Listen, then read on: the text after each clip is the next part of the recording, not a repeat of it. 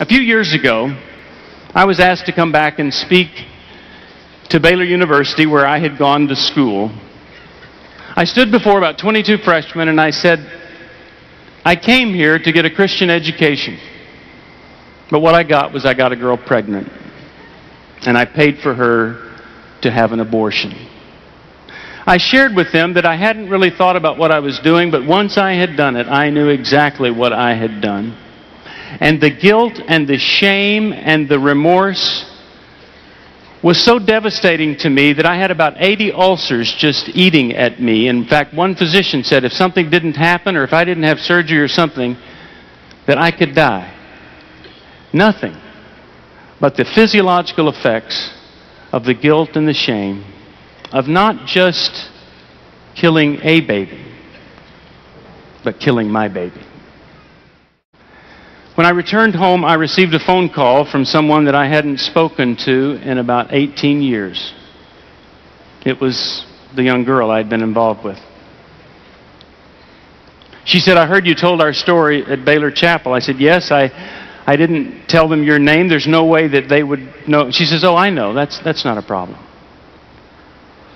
She said, I heard that you told them that you helped pay for the abortion. I said, yes, I wanted them to know that I was responsible too. And she said, well, the next time you tell that story, maybe you should be a little more honest. I said, honest? What do you mean, be more honest? She said, you didn't just help pay for the abortion, but you pressured me, and you pushed, and you made sure that I knew you would not be there for me or for our baby. She said, so I felt like I had no choice but to have an abortion. That was a pretty tough phone call to receive after all those years.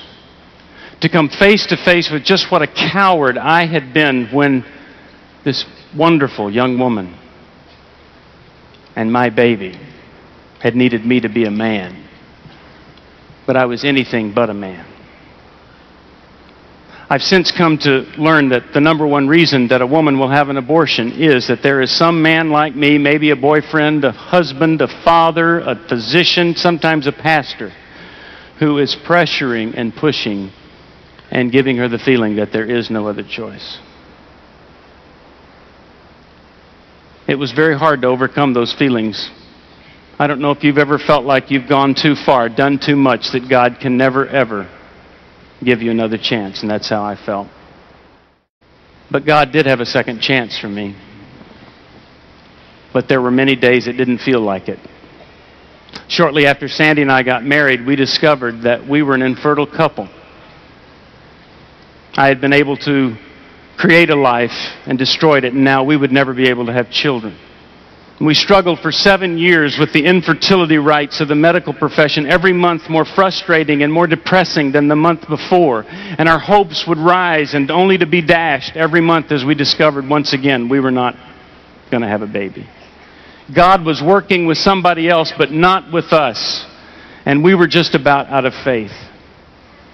Some lovely Christian said to me that, well, maybe it's just that I was being punished for something I had done years ago. It's amazing how us Christians hold a grudge where God wants to offer grace. Sometimes us Christians, we should just shut up. It's true. And in the midst of our misery, we would turn on Christian television and we would see these people with big hair. And they were saying things like, if you had faith as big as their hair,